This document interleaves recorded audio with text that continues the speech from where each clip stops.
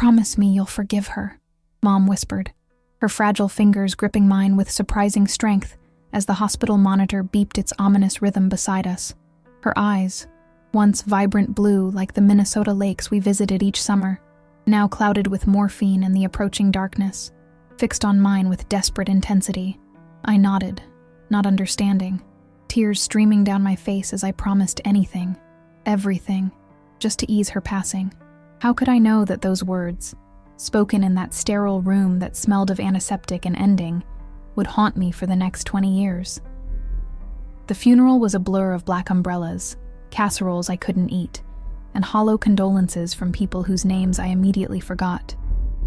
Dad stood like a statue, his shoulders rigid under his only suit, while my brother Michael flew in from Seattle, stayed 3 days, and disappeared back to his life as though escaping a fire. Everyone called me the strong one, Eleanor the dependable, Eleanor who would handle everything, Eleanor who would take care of Dad, and I did.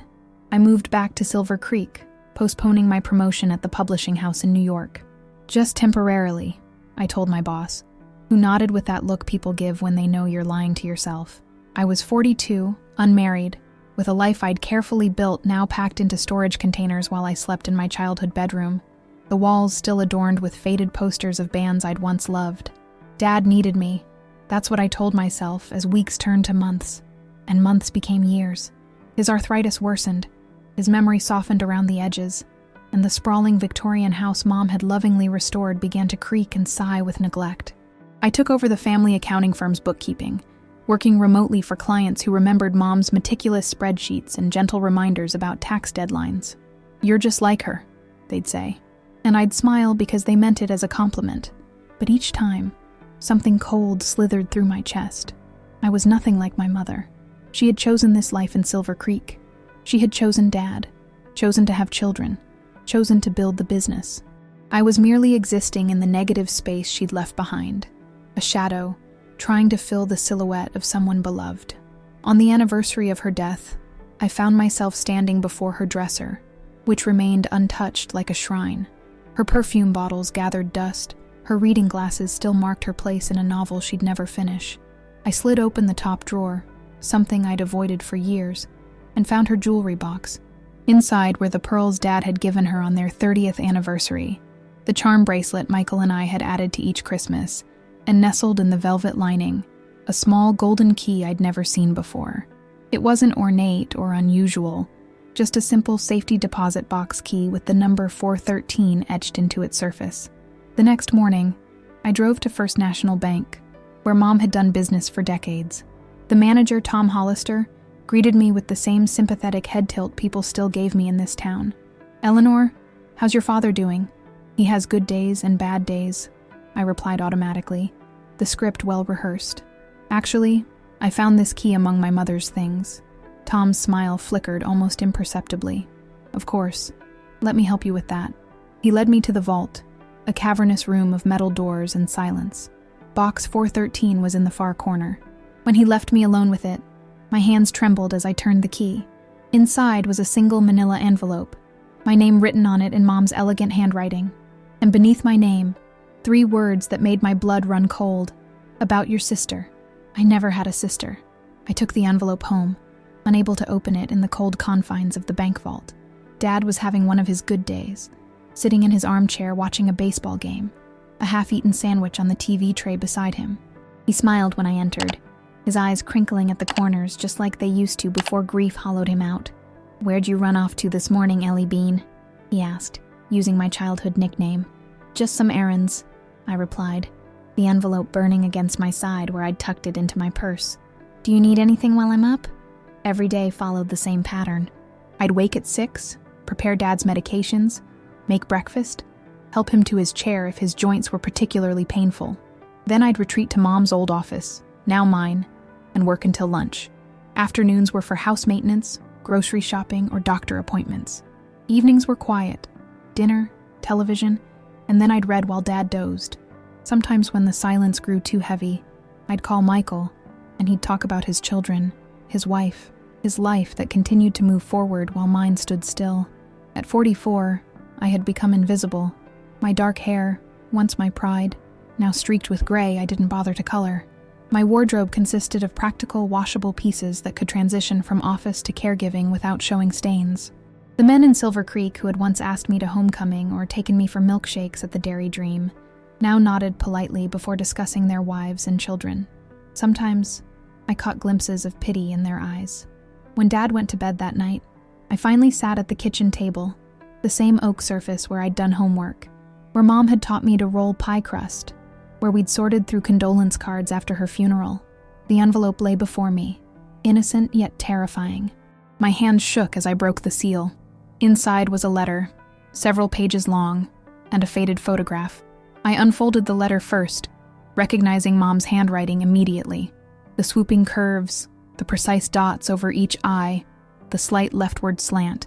"My dearest Eleanor," it began. "If you're reading this, I'm gone, and you found the key I could never bring myself to give you in life. First, know that I love you. I have always loved you with every fiber of my being. What I'm about to tell you doesn't change that. Nothing could. But it will change how you see me, and perhaps how you see yourself." I glanced at the photograph, then quickly set it face down, unable to process what I'd glimpsed. I returned to the letter. "In 1977, before I met your father, I had a daughter. Her name was Rebecca Lynn. I was 18, unmarried, and terrified. My parents sent me to live with my aunt in Chicago during the pregnancy. After Rebecca was born, I was given no choice but to place her for adoption. I was told it was closed, that I would never know her, that this was for the best. The kitchen suddenly seemed airless. I stood, pacing the worn linoleum, the letter clutched in my hand. Mom, my perfect, devoted, church-going mother, had another child, a child before me, a child she gave away. I returned to Silver Creek," the letter continued, "and met your father a year later. We fell in love, married, and when you were born in 1980, I felt I'd been given a second chance. Michael followed, and our family was complete, or so everyone thought, but not a day passed that I didn't think of her, wonder where she was, if she was loved, if she was happy." My chest tightened. How many times had I seen Mom gazing distantly out windows? How many times had she fallen into unexplained melancholy on seemingly random days? I had attributed it to her sensitive nature, never imagining she carried such a secret. When you were 16, I hired a private investigator. It took years, but he found her. Rebecca, now Rachel, was living in Minneapolis, just 3 hours away. She had been raised by a loving couple, had graduated college, and was working as a nurse. I drove there one day while you were at debate camp, just to see her. I sat in my car outside the hospital where she worked, watched her walk to her car. She had my mother's walk, Eleanor. My mother's walk. I sank back into the chair, remembering that summer, how Mom had seemed different when I returned, somehow lighter yet more fragile. I had been too wrapped up in my teenage concerns to question it. I never approached her. I convinced myself it would be selfish, disruptive to the life she'd built, but I kept tabs on her. I know she married a kind man named James Wilson. I know they have 3 children, your nieces and nephew. I know they still live in Minneapolis, in a blue Victorian, not unlike ours. The room spun around me. I had family, blood family, I'd never known existed. People who shared my features, my history, my DNA. People who had lived their lives completely unaware of me, just as I had been unaware of them. I'm telling you this now, Eleanor, because in my final days, my greatest regret is my silence, not the adoption. I was young and had no support, but the secret I kept from all of you. You deserve to know your history, and Rachel deserves to know she was never forgotten, never unloved. The final paragraphs of Mom's letter burned into my consciousness like a brand. What I didn't know, couldn't know, was that Rachel had been searching too. 6 months before my diagnosis, I received a letter from her. She had found me through the adoption agency's newly opened records. She wanted to meet, to know me. And Eleanor, I never responded. I gasped, the betrayal sharp and immediate. Mom had the chance to connect with her firstborn, to create a bridge between our separated families, and she had chosen silence. The woman who taught me that honesty was sacred, that family was everything, had denied her own flesh and blood the answers she sought. I was afraid, Mom's letter continued, afraid of your father's reaction. He never knew. afraid of disrupting your lives, afraid you would think less of me. So I told myself I would respond after the holidays, then after your visit in the spring. Then came the diagnosis, and suddenly time, which had seemed endless, became brutally finite. I set down the pages, my vision blurred with tears of confusion and anger. The mother I thought I knew, Catherine Elizabeth Walker, pillar of the community, moral compass of our family, had lived a divided life. How many Sunday services had she sat through, listening to sermons about truth and righteousness, while keeping this secret locked inside her? How many times had she counseled me about integrity while this lie of omission festered? With trembling hands, I turned over the photograph. It showed a woman about my age standing between two teenage girls and a boy, all smiling in front of a Christmas tree. I searched the woman's face and felt a jolt of recognition.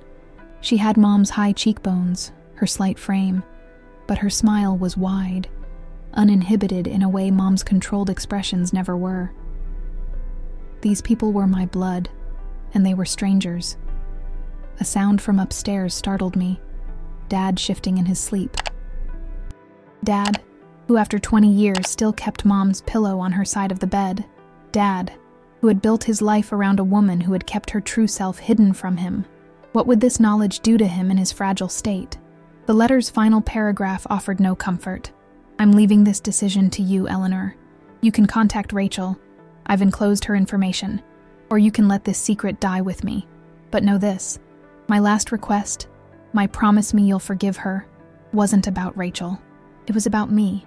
Forgive me for my silence, my cowardice, my failure to unite the two halves of my heart. Whatever you decide, know that I loved you all. You, Michael, your father, and yes, the daughter I held for just 2 days in 1977. I sat in the darkened kitchen until dawn broke, the letter and photograph before me, feeling as though the foundation of my life had cracked beneath my feet. Every memory of Mom now required re-examination through this new lens. Her insistence on volunteering at the children's hospital, her unexplained tears during certain movies, her fierce, sometimes suffocating protection of Michael and me. When morning came, I moved mechanically through the routine. Medications, breakfast. Dad settled in his chair, but inside, a storm was brewing. This secret had shaped our family in invisible ways, and Mom had taken the easy way out, leaving me to decide whether to maintain or break the silence. I called in sick to work, something I never did, and drove aimlessly around Silver Creek, past the high school where Mom had been head of the PTA, past the church where she'd arranged flowers every Easter, past the community center where she'd organized food drives. The Catherine Walker Memorial Garden outside the library, planted after her death, seemed to mock me with its carefully tended roses, beautiful on the surface, thorns hidden beneath. By afternoon, anger had hardened inside me like concrete. Mom had robbed us all of choices. She'd robbed Rachel of knowing her birth mother despite Rachel's courage in reaching out. She'd robbed Dad of knowing the whole woman he married. She'd robbed me of knowing my half-sister, my nieces, my nephew. And then, in her final act, she'd placed the burden of the secret on me. I pulled into the driveway of our family home, the white Victorian with green shutters that had always represented safety and truth to me. Now it felt like a museum of fabrications, a mausoleum for a mythology I had blindly accepted. Inside, I found Dad at the kitchen table, an old photo album open before him. He looked up with tears in his eyes. "I miss her so much, Ellie," he said, his voice cracking. The confession bubbled up inside me. Dad deserves to know, I thought. But looking at his weathered face, the grief still etched in every line, I swallowed the truth back down. One deception more, for now. "I know, Dad," I said, sitting beside him and taking his gnarled hand in mine. "I miss her too." That night, I made a decision. I would contact Rachel. Not yet. I needed time to process, to determine what this meant for our family. But I would not perpetuate Mom's silence. I would not be complicit in her betrayal. I took the photograph and information from Mom's letter and placed them in my own locked drawer, a temporary repository for a truth too volatile to release immediately, but too important to ignore. Unlike Mom, I would find the courage to bridge the divide she had maintained. As I lay in bed that night, in the same room where I'd dreamed teenage dreams of escape and adventure, I whispered into the darkness, I don't forgive you yet, Mom, but I'm going to do what you couldn't. I'm going to tell the truth. The next morning, I called Michael. I need to see you, I said when he answered. The sounds of his busy household, children arguing, a dog barking, his wife calling something about soccer practice, buzzing in the background. Everything okay? Is it Dad? Concern immediately replaced his usual distracted tone. Dad's fine. It's something else. Something important. 2 days later, Michael arrived alone, having told his wife he needed brother-sister time. We sat at Lakeview Park, away from Dad's keen ears and the neighbors' curious eyes. The autumn leaves crunched beneath our feet as we walked along the water's edge, the same path where Mom had taught us to identify bird calls and tree species. You're scaring me, Ellie, Michael said finally, his breath clouding in the October air. I handed him the letter, watched his expression transform as he read. Confusion, shock, disbelief, and finally the same anger that had consumed me. This is insane, he said, pacing now. Mom had another kid and never told anyone? Not even Dad? Apparently not. And this woman, Rachel, she reached out before Mom died, and Mom just ignored her? His voice cracked with incredulity. Yes. Michael sank onto a park bench, running his hands through his hair, brown like mine, like Mom's. I don't even know who she was anymore. The statement hung between us, painful in its accuracy. We sat silently, watching a pair of ducks glide across the lake's surface. Finally, I shared my intention to contact Rachel. Are you sure that's wise? Michael asked. This could open a Pandora's box. What about Dad? I don't know how or when to tell him, I admitted. But I do know we can't perpetuate Mom's mistake. Rachel deserves answers. As we talked, childhood memories surfaced. Not just the idealized ones that had sustained me through grief, but others I'd tucked away. Mom's unexplained absences on certain days. The time I found her crying in the bathroom, a date circled on her pocket calendar. Her fierce reaction when 16-year-old Michael had gotten his girlfriend pregnant. Not anger, but a devastated sadness that seemed disproportionate even then. The girl had miscarried, but Mom had withdrawn for weeks afterward. Remember how she always made us volunteer at the Children's Hospital at Christmas? Michael asked. And that weird children's rights organization she donated to every month? I nodded. She was trying to atone, or stay connected somehow, he added softly. We spent hours piecing together our childhood through this new lens, recognizing the shadow of Rebecca, Sarah, Rachel, that had always been present, unacknowledged. Mom had channeled her loss into ferocious love for us, checking our homework meticulously, attending every game and recital, preserving our artwork and essays in labeled boxes. She'd been determined to mother us perfectly, perhaps to balance the child she couldn't mother at all. She used to watch me sleep. I remembered suddenly. I'd wake up sometimes and she'd be sitting on the edge of my bed, just watching me breathe. She did that to me too, Michael said. I always thought it was sweet. Now it seems haunted, I finished. By evening, we'd reached a fragile consensus. I would contact Rachel, explain who I was, and offer to meet if she wanted. We would protect Dad for now. His health was too precarious, but wouldn't rule out telling him eventually. We would face this together. After Michael left, I immersed myself in old photo albums, home movies, birthday cards Mom had written, searching for clues I'd missed, hints of her divided heart. In a box of her college memorabilia, I found a small notebook, its pages filled with poetry. Most were typical youthful verses about nature and existential questions, but in the center, several pages had been torn out. The violence of that absence, those missing words, spoke volumes. I read her teenage journal, preserved in her hope chest, and found the gap. June 1976 to May 1978, the months erased from her narrative. Before and after, she wrote about friends, classes, dreams of becoming a writer. The Catherine I never knew existed, who disappeared into that Chicago apartment and emerged forever changed. Dad noticed my archaeological excavation of our family history. Looking for something specific, honey? He asked one evening, finding me surrounded by yearbooks and certificates. Just remembering Mom, I said, which wasn't entirely a lie. Tell me how you two met again. He settled into his chair, eyes brightening with the invitation to reminisce. Summer of '79. I was working at my uncle's accounting firm, fresh out of college. Your mom came in to do some filing work. She wore a yellow dress with little white flowers. I asked her to lunch 3 times before she said yes. Why did she finally agree? He smiled, lost in memory. She said I was persistent without being pushy, that I gave her space to decide on her own terms. Space and agency, what she herself had been denied during her pregnancy. Was she different back then? Before us? Dad considered this. Quieter, more watchful. Some people mistook it for aloofness, but I could see she was just processing everything deeply. After you were born, she became more present, more engaged with the world. His eyes misted. She was born to be a mother, Ellie. It completed her somehow. The irony of his words wasn't lost on me. She had already been a mother when they met, a mother with empty arms. That night, I found a small cedar box in the back of her closet. Inside were hospital bracelets, not just mine and Michael's, but a third, dated October 12th, 1977. A tiny knit cap, yellowed with age. A pressed flower with a note, from the hospital garden where I said goodbye.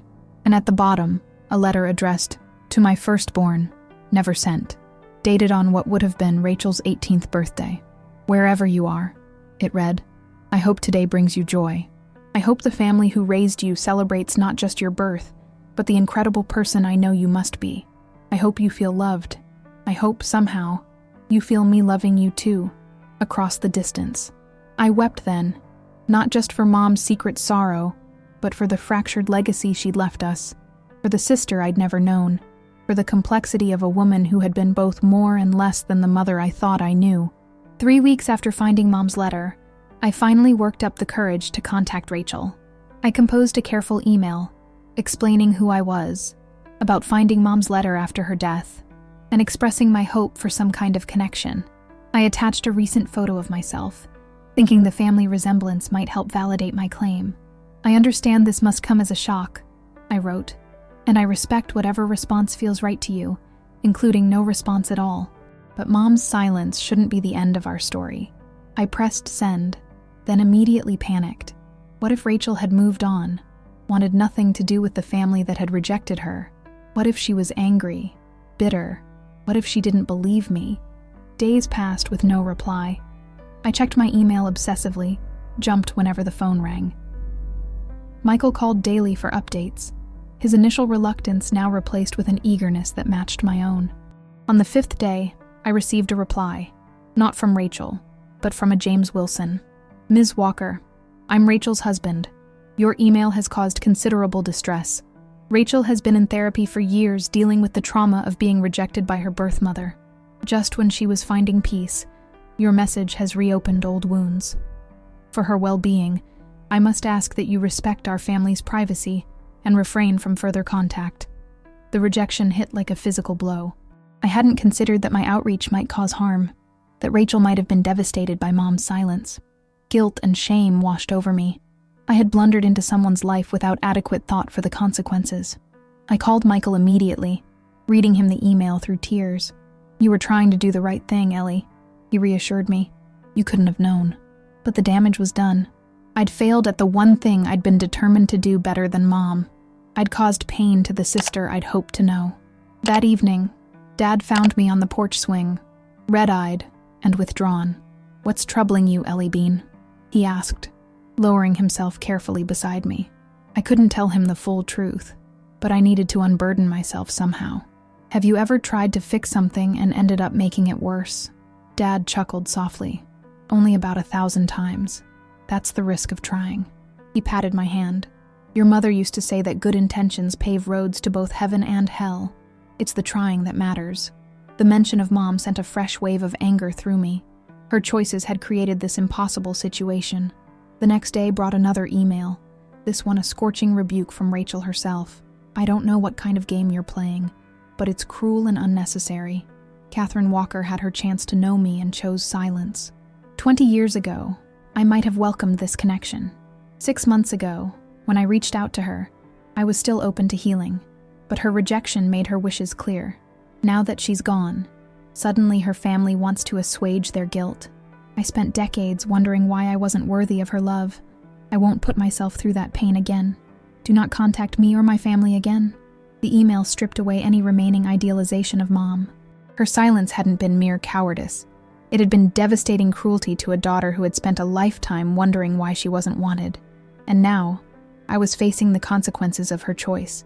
I printed Rachel's email and drove to the cemetery, kneeling before Mom's granite headstone with its inscription, "Beloved wife and mother." The words now seemed like a mockery. "How could you?" I whispered, placing the printed email against the stone. "She was looking for you. She needed you. And you left this mess for me to clean up." Rain began to fall, soaking through my jacket, but I remained, letting 20 years of grief transform into rage. The perfect mother, the community saint, had caused immeasurable pain through her silence, and I, who had sacrificed my own life to preserve her legacy, was left to face the wreckage. When I finally returned home, soaked and chilled to the bone, I found Dad standing in the kitchen, holding Mom's letter in his trembling hands.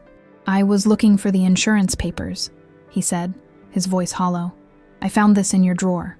The blood drained from my face. After all my careful protection, he'd discovered the truth in the worst possible way. Alone, unprepared, blindsided. "Dad, is this true?" he interrupted, his eyes boring into mine. "Did your mother have another child? Before me?" I couldn't lie, not now. "Yes, and she never told me. Not once in 45 years of marriage." His voice broke on the last word.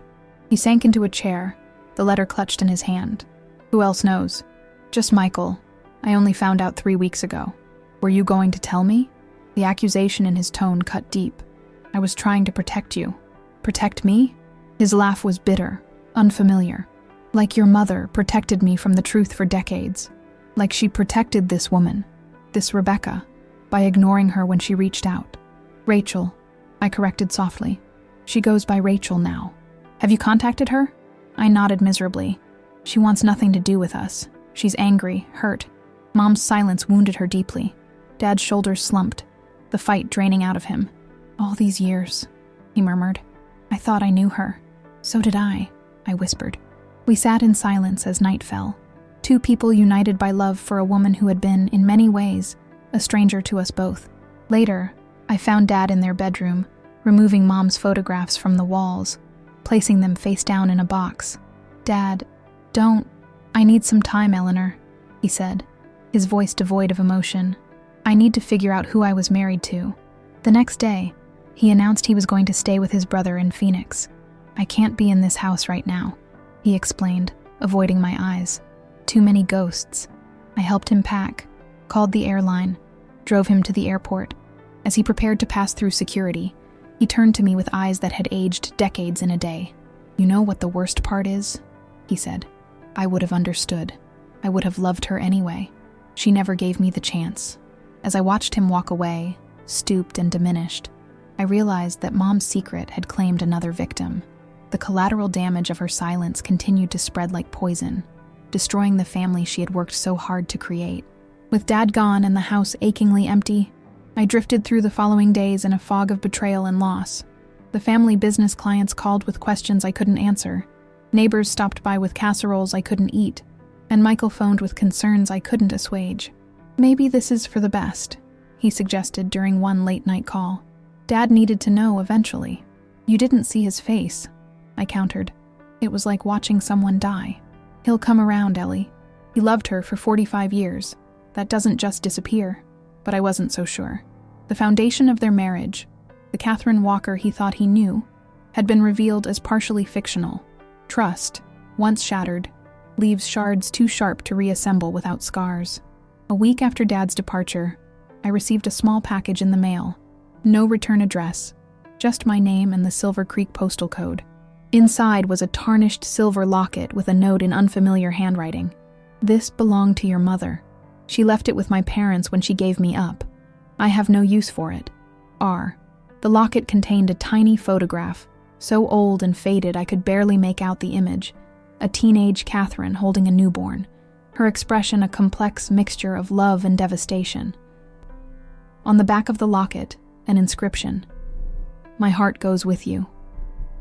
I sank to the floor of the entryway, clutching this tangible evidence of Mom's secret life, of the baby she had held and loved and lost. For the first time since discovering the letter, I allowed myself to truly consider her position. 18, unmarried in a conservative town, sent away in shame. What choices had she really had? What support? That night, unable to sleep, I found myself in Mom's office, searching for, I wasn't sure what.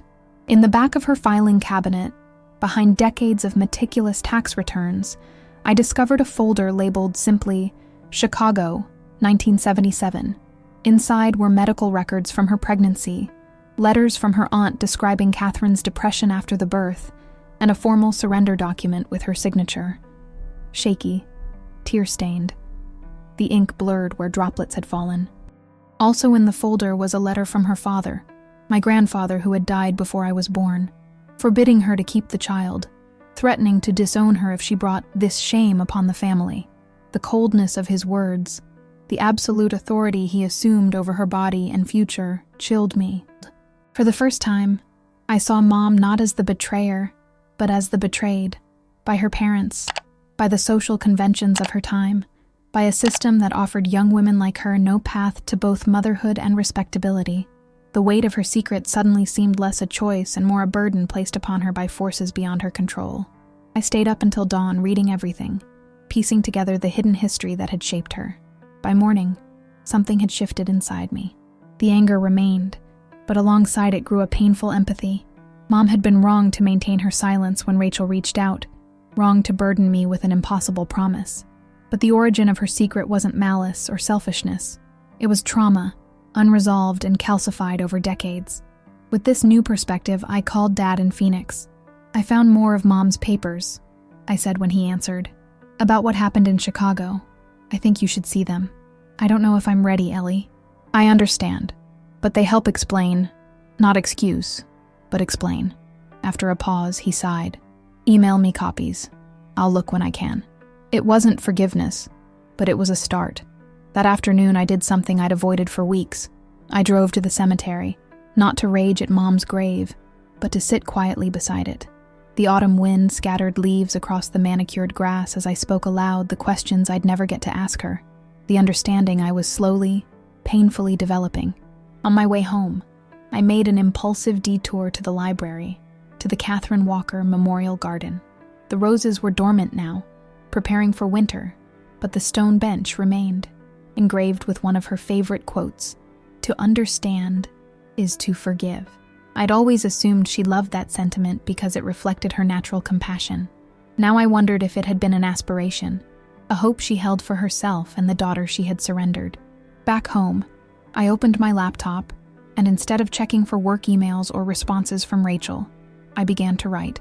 Not a justification for Mom's choices, not an absolution, but an acknowledgement of the complex woman behind the maternal facade.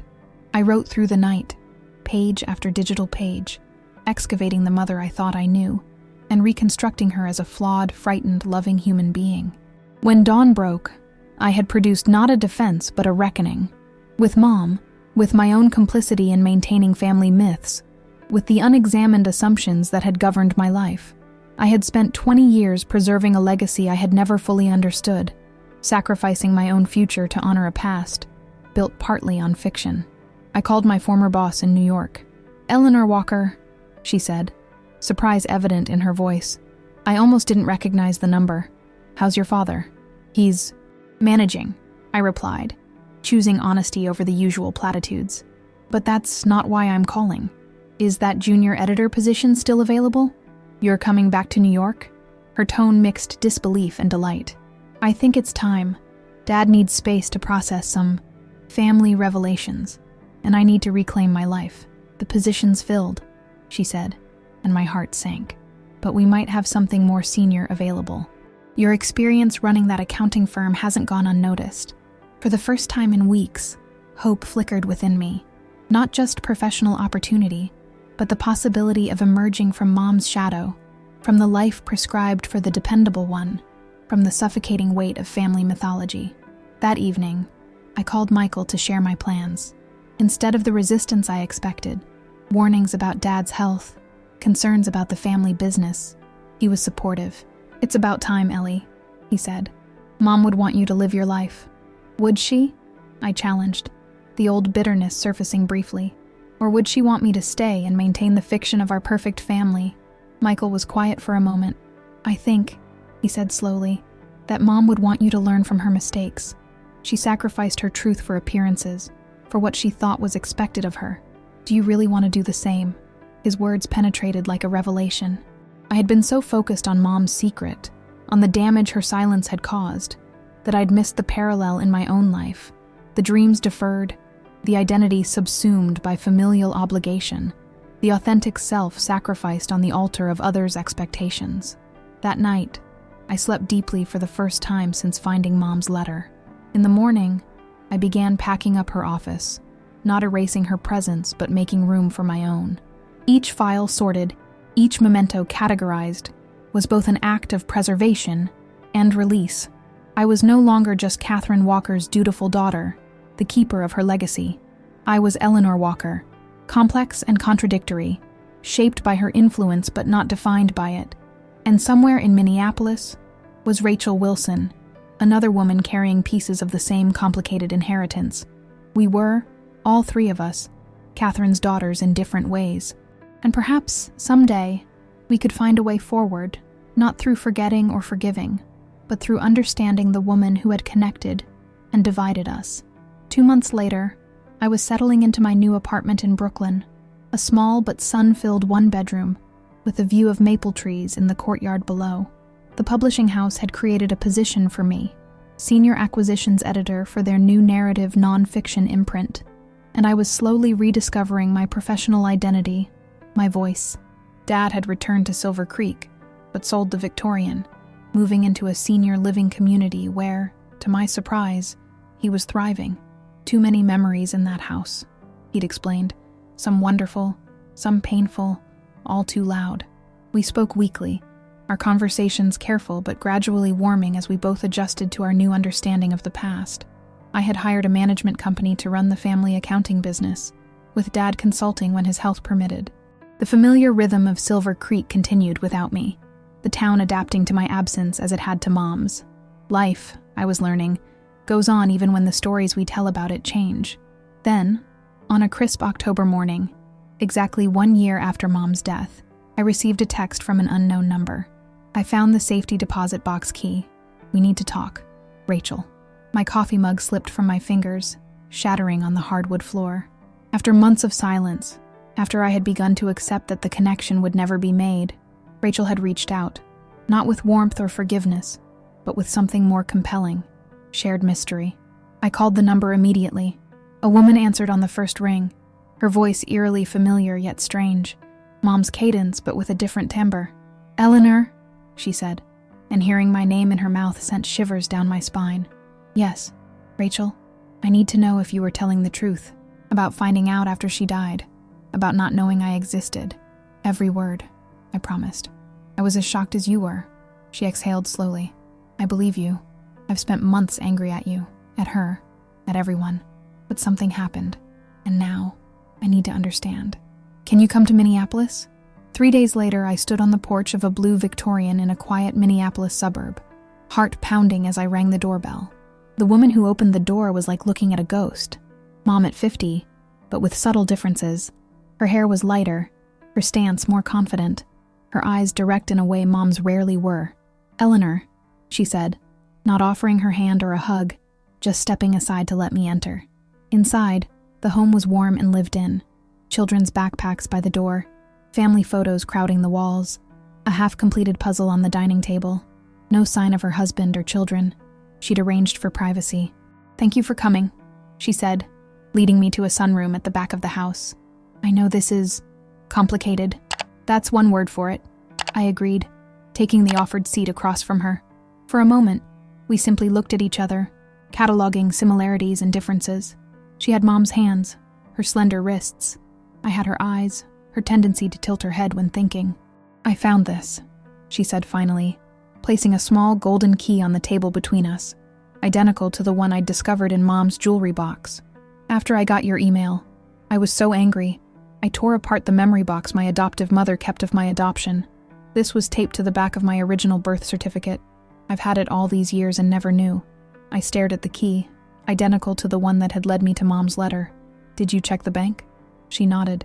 "First National Box 414, sequential to your 4113. Inside was a letter addressed to me, and this. She placed a legal document on the table. It's a trust fund. Catherine Walker established it when I was born, adding to it monthly for 47 years. Over $1 million now. The revelation hit me like a physical blow. Mom had not only kept track of Rachel, but had been financially providing for her all along. There's more, Rachel continued, her voice tight with controlled emotion.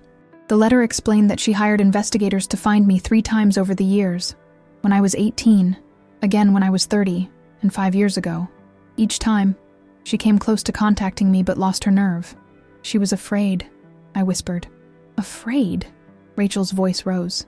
I spent my entire life wondering why I wasn't wanted, feeling like there must be something fundamentally wrong with me. And she was afraid? Not of you, I clarified quickly. Of losing everything. Her marriage, her reputation, maybe even me and Michael if we couldn't forgive her deception. Rachel's eyes flashed. So her comfort was more important than my right to know my origins, my medical history, my biological family? I couldn't defend Mom's choices, so I didn't try. Instead, I reached into my bag and withdrew the folder I'd found in her office.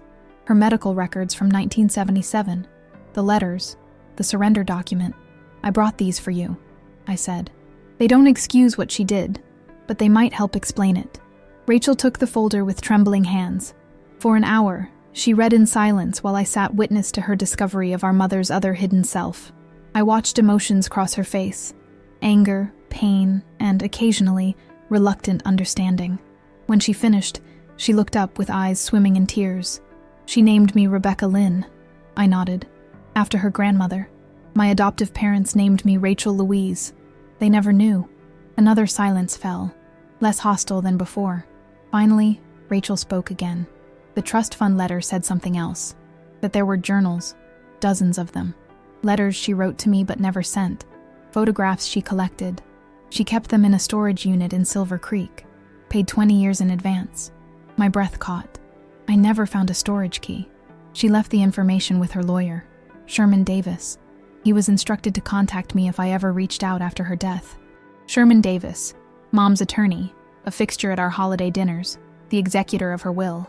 Another person who had known her secret when her own husband and children didn't. Will you go? I asked. To see what's there. Rachel hesitated. Not alone.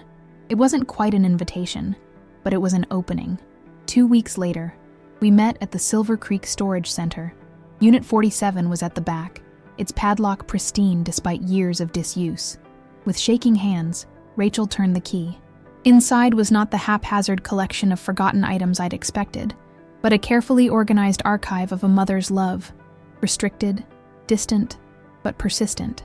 Shelves lined the walls, each holding leather-bound journals labeled by year, starting in 1977. Photo albums documented Rachel's life from afar. School performances Mom must have attended anonymously. Graduation ceremonies viewed from a distance.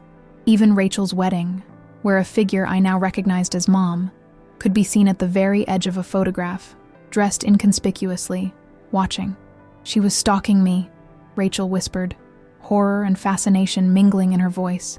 She was loving you the only way she thought she could, I countered, though I understood her discomfort. In the center of the unit stood a desk with a single item, a large envelope addressed, "To my daughters if you ever find each other." Inside was a letter, different from the ones we'd each received individually. This one was addressed to us both, dated just weeks before her death. Rebecca and Eleanor, it began, using Rachel's birth name one final time. If you're reading this together, then the thing I feared most and hoped most has come to pass. You've found each other, which means you've also discovered my greatest failure and my deepest secret. I've written separate explanations to each of you, but this is what I want you both to know. You were both loved, completely and without reservation, from the moment you existed. The difference in how I was able to express that love has been the tragedy of my life. Rachel and I stood shoulder to shoulder, reading Mom's final confession, not just of her deception, but of her hope that someday, somehow, her daughters might forge the connection she had been too fearful to facilitate. I leave you with each other, the letter concluded. The greatest gift I never had the courage to give you in my lifetime. What you do with this knowledge, this connection, is yours to decide. But know that in my heart, you were always sisters, always loved, always mine.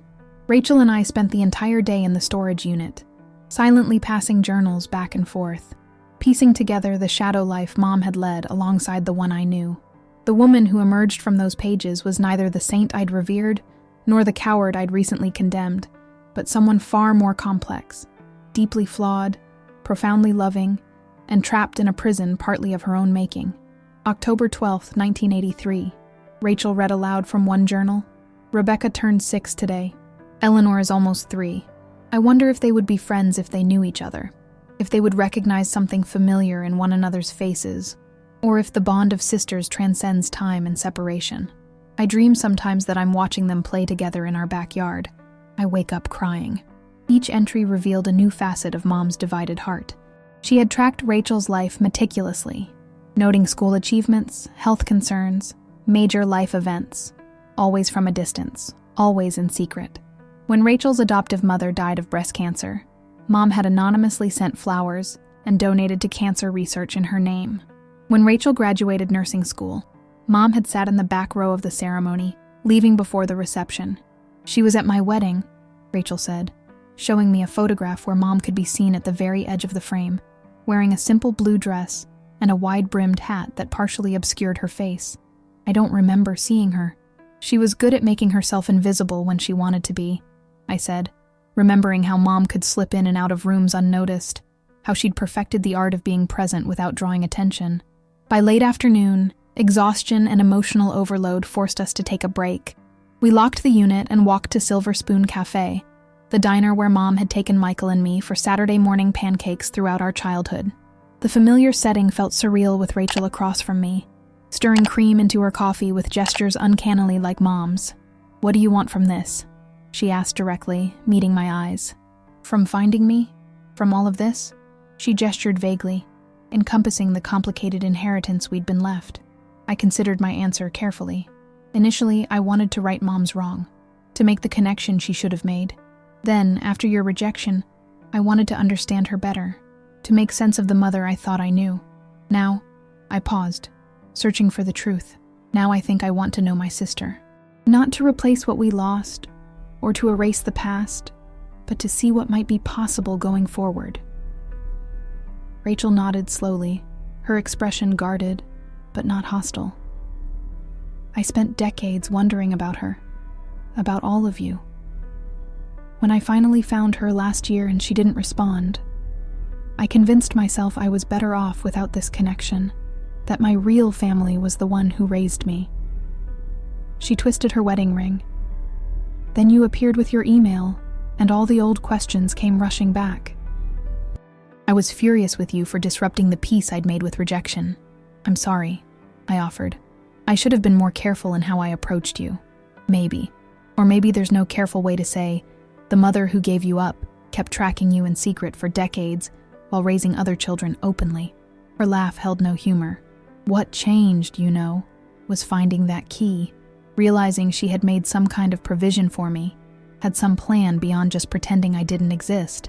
The trust fund? Not just the money, though that was shocking. The fact that she'd been preparing for this moment, for us finding each other after she was gone. It made me realize there was more to the story than simple abandonment or rejection. We talked until the cafe closed, exchanging pieces of our separate lives, discovering the mother we had each known. Rachel through careful investigation and imagination, me through daily intimacy that I now realized had been limited by Mom's carefully constructed persona. That night, Rachel stayed in Silver Creek's only hotel while I returned to our family home.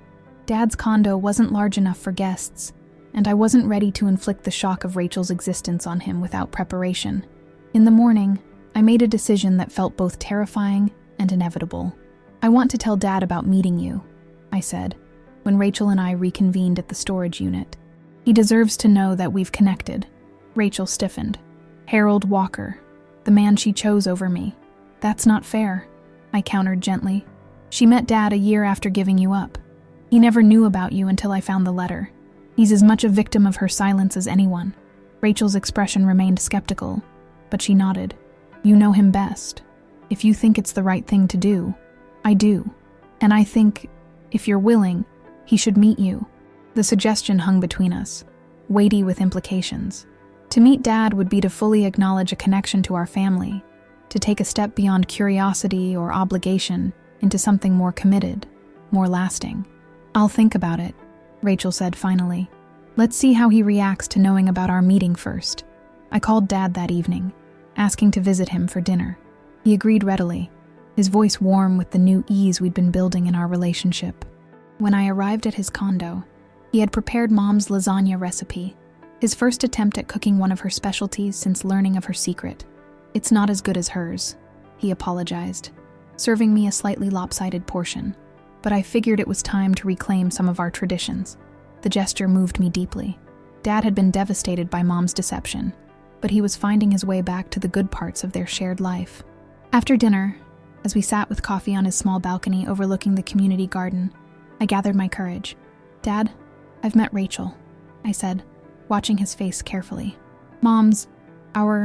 She reached out to me. His hands tightened around his mug, but his expression remained composed. "I see. How did that go?" I explained about the trust fund, the storage unit, the decades of secret watching and waiting. Dad listened without interrupting, his weathered face reflecting a complex mixture of pain, anger, and something like resignation. "Your mother," he said when I finished, "was the most loving person I've ever known, and the most afraid." He gazed out at the garden, where late autumn flowers still bloomed. I always sensed there was something she held back, some part of herself she couldn't share even with me. Now I understand why. "She should have told you," I insisted. "She should have trusted you with the truth." Dad nodded. "Yes, she should have. But Catherine grew up in a home where secrets were currency and appearances were everything. Her parents, your grandparents, ruled that house with rigid expectations and conditional love. Breaking free of that programming." He shook his head. "It's a miracle she became as warm and giving as she was." His compassion humbled me. After months of anger, of feeling betrayed, Dad had found his way to understanding, if not complete forgiveness.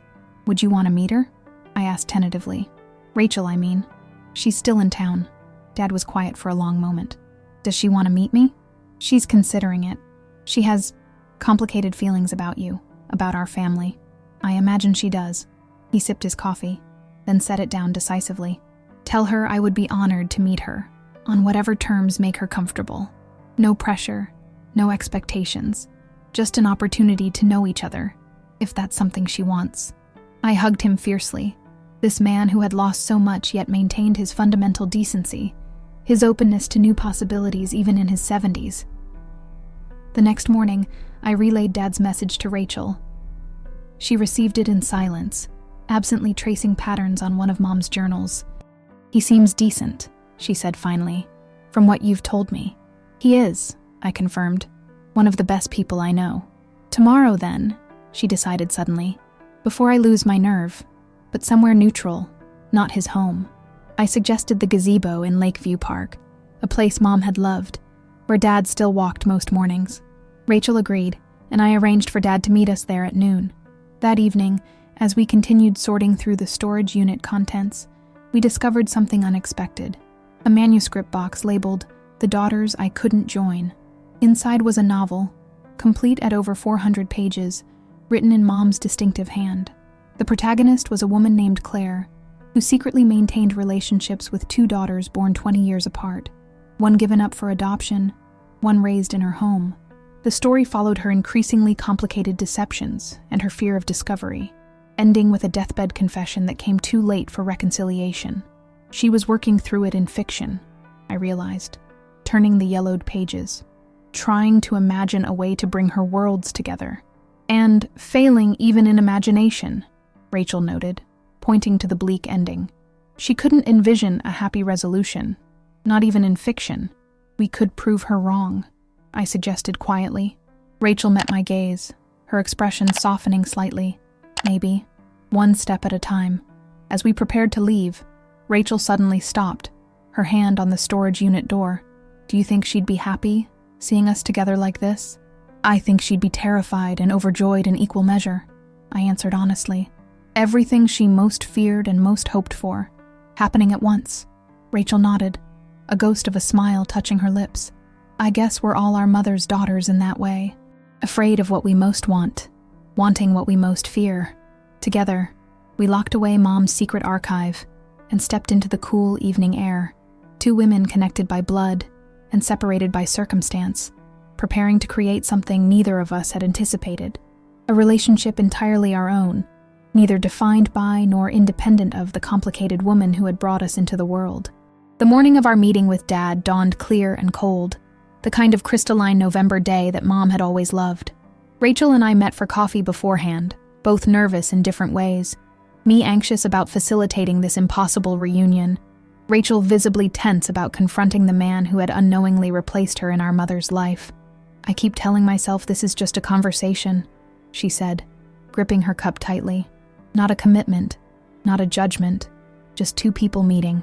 "That's exactly what it is," I assured her, though we both knew it was far more complicated. We arrived at the park early.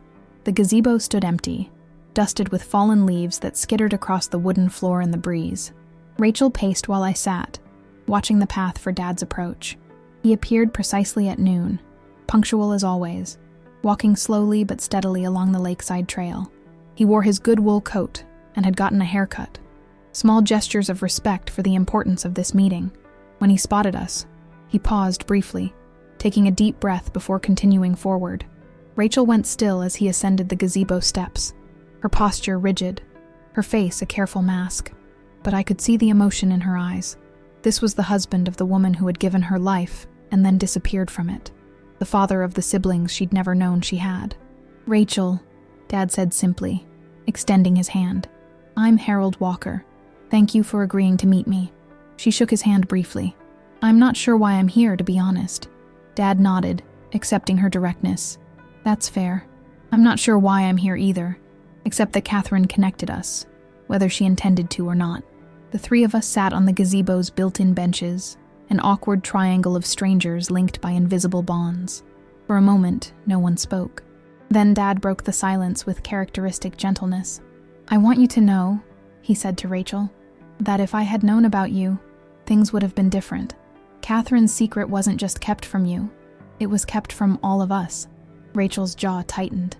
"That doesn't change the fact that she chose a life with you over acknowledging me." "No," Dad agreed, surprising her with his candor. "It doesn't, and I can't imagine how painful that has been for you." His refusal to be defensive disarmed her slightly. "Did you ever suspect that there was something she wasn't telling you?" Dad considered this thoughtfully. "There were moments, patterns I couldn't quite explain, days when she'd withdraw completely. Her overprotectiveness with Eleanor and Michael, her insistence on certain charitable causes. But did I suspect this specific secret? No." He shook his head slowly. "I believed we knew each other's deepest truths. I was wrong." "She loved you," I interjected, addressing Rachel. "The journals make that clear. She never stopped thinking about you." "Thinking isn't the same as acting," Rachel countered. "She had decades to reach out to tell the truth. Instead, she watched from a distance, collected information like some kind of emotional voyeur." "You're right," Dad said, earning surprised looks from both of us. "What Catherine did was wrong. Her silence hurt you immeasurably, and no amount of secret watching or posthumous trust funds can make up for that." He leaned forward, his gaze direct. "I won't defend her choices, but I will say that the Catherine I knew, flawed as she was, secretive as she was, had a capacity for love that was extraordinary. She failed to extend that fully to you, and that was her great tragedy, her shame." Rachel's composure cracked slightly, a flash of vulnerability crossing her face. "When I wrote to her last year, I wasn't looking for money or to disrupt her life. I just wanted to know where I came from, who I looked like, maybe have a cup of coffee with her once." Her voice broke. "Just once." The raw pain in her words hung in the air between us. Dad reached into his coat pocket and withdrew a small velvet pouch.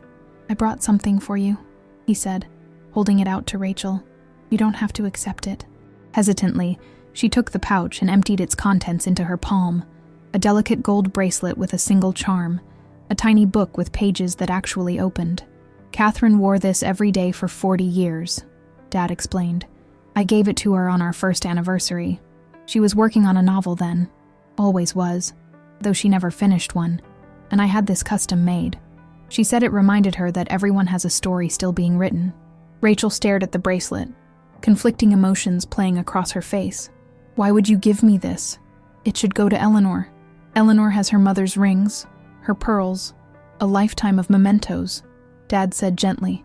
You have nothing from Catherine except a birth certificate and decades of absence. This bracelet meant everything to her. I think she would want you to have it. The gesture, so unexpected, so gracious, broke through Rachel's carefully maintained barrier. Tears filled her eyes, and for the first time since we'd met, I saw her not as a stranger, not as Mom's secret, but simply as my sister, hurt, angry, and yearning for connection just as I was. I don't know how to do this, Rachel admitted, clutching the bracelet. How to have a family I never knew existed. Half-siblings, a stepfather. She looked between Dad and me, vulnerability replacing hostility. I have my own family, my husband, my children. They don't even know I'm here. You don't have to figure it all out today, Dad assured her. Or ever, if that's not what you want. This isn't about obligations. It's about possibilities. A light snow began to fall, dusting the gazebo rails with white. We watched it in collective silence. 3 people connected by a woman who was simultaneously the center of our shared story and conspicuously absent from it. Finally, Rachel spoke again, her voice steadier. I have children. 3. Emma's 17, just applied to colleges. Jason's 15, plays cello like his father. And Lily, our youngest, is 12. She hesitated, then added, They look like me. Like her. I'd like to meet them someday, I said carefully. If and when you're ready for that. Rachel nodded, not committing but not refusing. James, my husband, he was against me coming here. He's worried about reopening old wounds. But I think he'd like you both. A small smile, the first genuine one I'd seen from her. He's protective, but kind. Like you, she added, glancing at Dad. Catherine would be proud of the family you've built, Dad said. The life you've created. Would she? Rachel challenged, though without the earlier bitterness. She never knew me. She knew enough to recognize the strength in you, I countered, thinking of Mom's journals, her detailed observations of Rachel's resilience, her pride in the woman her firstborn had become even without her guidance. As the snow fell more heavily around us, something shifted in our triangle. Not a dramatic reconciliation, not an erasure of the past, but a tentative opening toward a future none of us had anticipated. Dad invited us both to lunch at the cafe across from the park, and to my surprise, Rachel accepted. Over soup and sandwiches, the conversation gradually moved from Catherine to ourselves, Dad's retirement hobbies, my new life in New York, Rachel's nursing career specializing in neonatal care. Small revelations emerged. Rachel and I shared a love of mystery novels, a dislike of cilantro, a tendency to talk with our hands when excited. Dad and Rachel both worked crossword puzzles in ink and preferred their coffee black. Tiny threads of connection, separate from Catherine's legacy, began to weave between us. When we parted that afternoon, Rachel allowed Dad to hug her briefly. With me, she exchanged phone numbers and a promise to call the following week. Not dramatic gestures, but significant ones. Acknowledgments that whatever came next would involve communication rather than silence, presence rather than absence. As Dad and I watched her drive away, he squeezed my hand. Your mother would consider this a miracle, he said quietly. She never believed reconciliation was possible. She didn't give us enough credit, I replied. Any of us. That evening, I returned to the storage unit alone, needing time with Mom's secret archive before I returned to New York the next day. Among the journals and photographs, I found a letter dated just weeks before her death, sealed but addressed to no one. Inside was a single paragraph. My greatest fear has always been discovery, that my carefully separated worlds would collide, exposing the cowardice and deception at my core. But lately, as the end approaches, I find myself wondering if discovery might also mean liberation.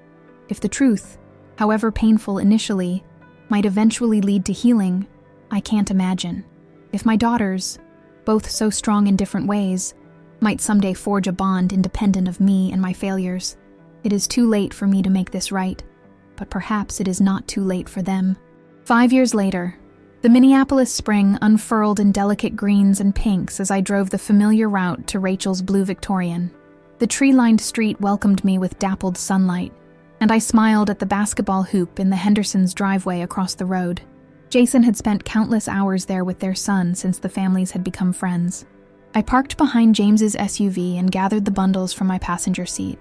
Manuscript pages, wrapped gifts, and the cake box from Lindstrom's Bakery, Rachel's favorite. Some traditions, even new ones, deserved honoring. James opened the door before I could knock, enveloping me in a bear hug that had become his standard greeting over the years. "She's in the backyard," he said, taking the cake. "Last-minute flower arrangements. You know how she gets about these things." I did know. My half-sister approached family gatherings with the same precision she brought to her work in the NICU. Meticulous, thoughtful, leaving nothing to chance.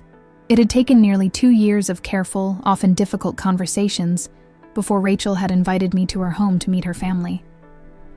Another year before those visits became regular.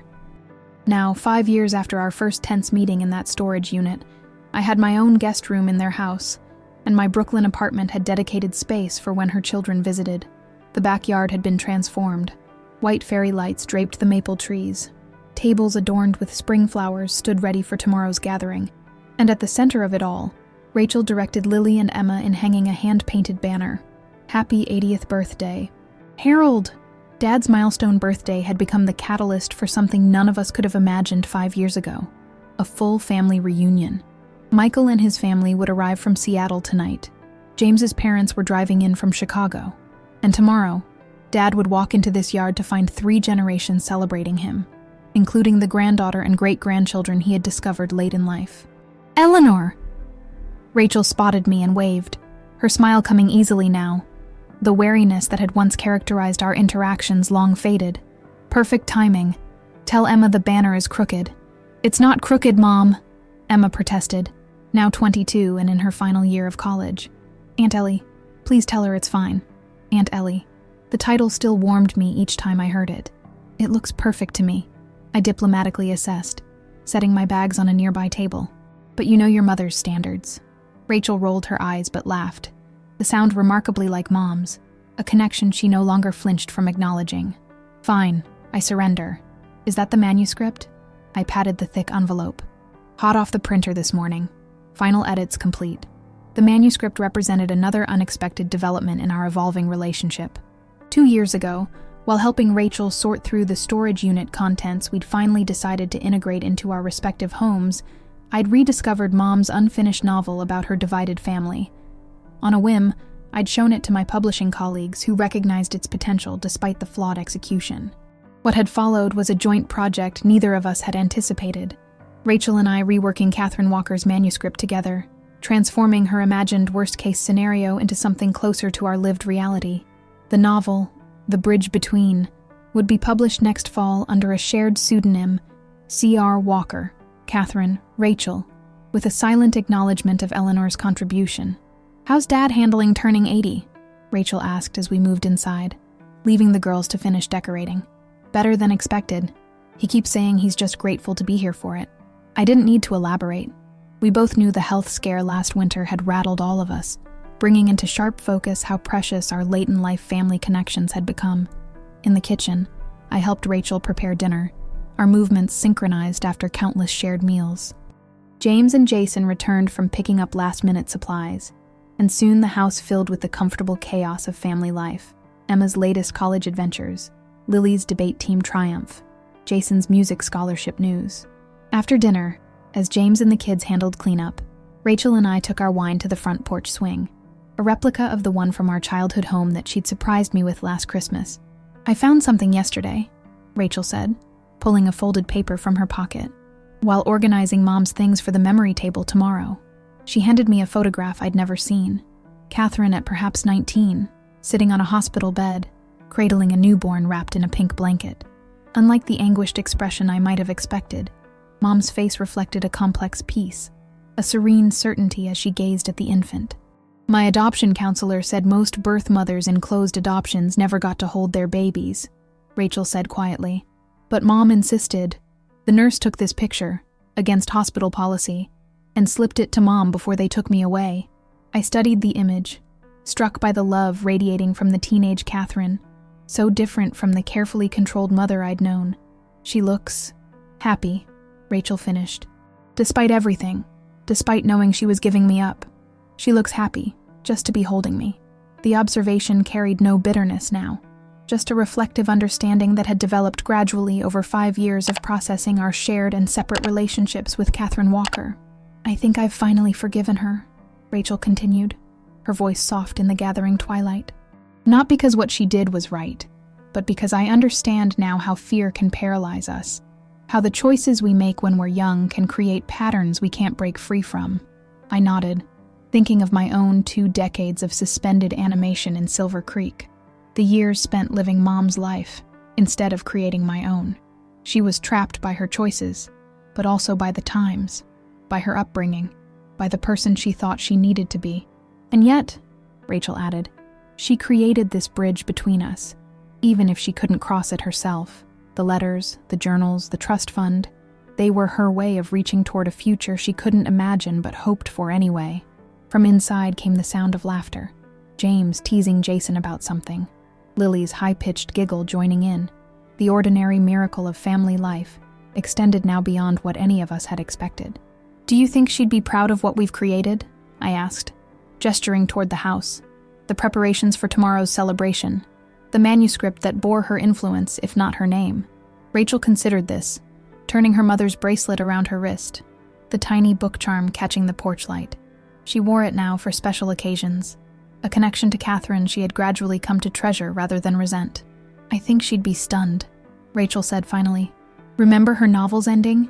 The deathbed confession that came too late for reconciliation? She couldn't imagine this." She swept her hand between us, indicating our hard-won connection. Even in fiction, her imagination was limited by her fear. And we weren't, I concluded. "We chose differently," Rachel corrected gently. "Not because we're better or stronger, but because we had different options, different times, different understandings of what family can mean." The porch swing creaked softly as we rocked, comfortable in the silence that had once been so loaded between us. Tomorrow, Dad would celebrate his 80th birthday surrounded by a family expanded in ways none of us could have predicted.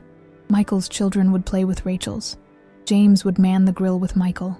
Dad would beam at the center of it all, embracing the role of patriarch to this blended, complex family that defied conventional categories. And somewhere, I like to think, Mom would witness what her final, posthumous act of truth-telling had made possible. Not the disaster she had feared, but a hard-earned harmony she had never dared to envision. As darkness settled around us, Rachel reached over and squeezed my hand, a gesture that had once been unimaginable between us. "You know what Mom said on her deathbed? Promise me you'll forgive her." I nodded, remembering that hospital room, the cryptic words I couldn't understand at the time.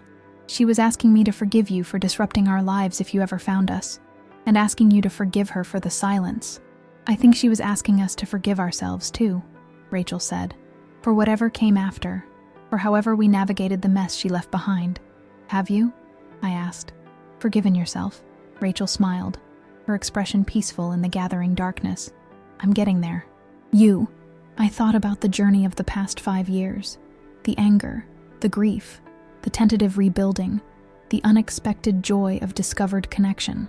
I thought about the woman who had connected and divided us, whose final act had been to create the possibility for reconciliation, however uncertain.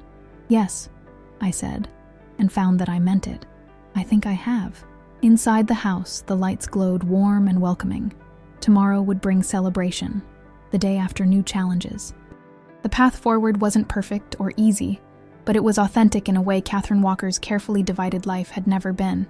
In choosing to build bridges where she had maintained walls, we had finally fulfilled the promise she had asked for: forgiveness, not just for her, but for ourselves and for each other. I had not known what Mom meant when she whispered those words 2 decades ago, but today, I understood completely.